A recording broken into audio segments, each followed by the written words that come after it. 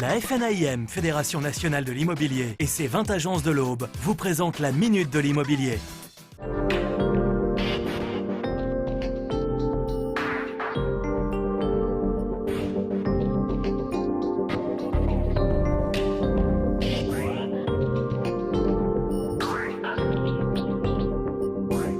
Ce soir dans la Minute de l'immobilier, on s'intéresse aux détecteurs de fumée avec Jean-François Petitot de l'agence Century 21 à 3.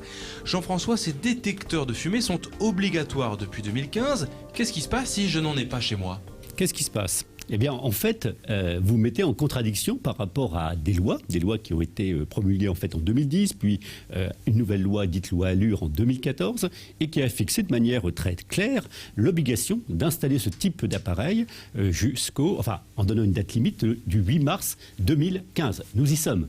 Certes, beaucoup de consommateurs ont entendu que la loi Macron, non encore promulguée par le biais du 49.3, avait donné une tolérance en fait d'installation qui a été reportée au 1er janvier 2016. Il n'empêche qu'il faut que le consommateur ait parfaitement conscience qu'aujourd'hui, il y a entre 600 et 800 décès, malheureusement, annuellement, par le biais en fait d'incendies dans les logements et dont malheureusement les occupants n'ont pas eu conscience. Donc quel est le risque ? Si vous voulez parler du risque, eh bien là il est malheureusement éminemment palpable. Au-delà de ça, en termes bassement financiers, je serais tenté de dire, il n'y aurait pas remise en cause par l'assurance, mais très certainement une augmentation de franchise. Donc si en 2016, puisque ça a été décalé, cette tolérance élargie à 2016, janvier 2016, si je n'ai toujours pas de détecteur de fumée, il y aura peut-être des contrôles, peut-être donc une sanction par l'assurance, sanction entre guillemets. En fait, le montant de l'indemnisation serait en fait pondéré par le biais de l'absence, entre guillemets, de ce type d'appareil qui est imposé.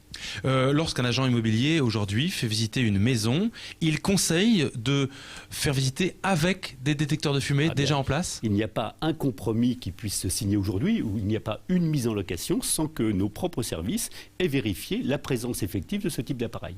On se pose toujours la question du prix de cet appareil.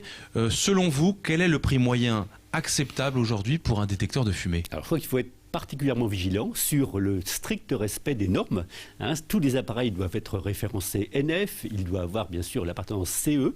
Ça, ce sont des éléments éminemment importants. Au-delà de ça, l'intérêt d'avoir des appareils dont les piles ont une durée de vie, des piles au lithium par exemple, ont une durée de vie de l'ordre de 10 années, évite une maintenance particulière et une obligation de changement de piles qui incombe en fait à l'occupant, donc le locataire par exemple, dans le cas de figure, qui peut à un moment donné oublier et créer des risques bien sûr importants. Le prix c'est assez variable, ça peut représenter un investissement entre 20 et 40 euros pour avoir un appareil de qualité. Où savoir, dernière question, comment les poser et où les poser dans la maison, dans l'appartement ?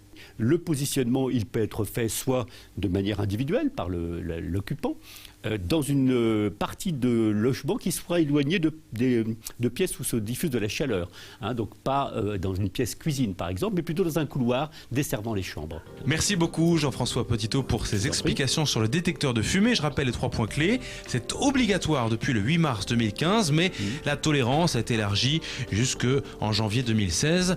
En 2016, il faudra en avoir, sinon attention, risque de franchise en cas d'incendie de la part des assurances. Et surtout, cet appareil qui doit coûter entre 20 et 40 euros doit être normé NF. Ça, c'est très important.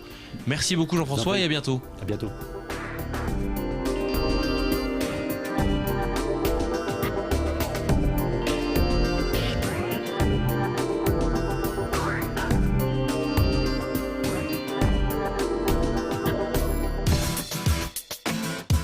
FNAIM Aube et ses 20 adhérents du département, avec le Cube, c'est carré.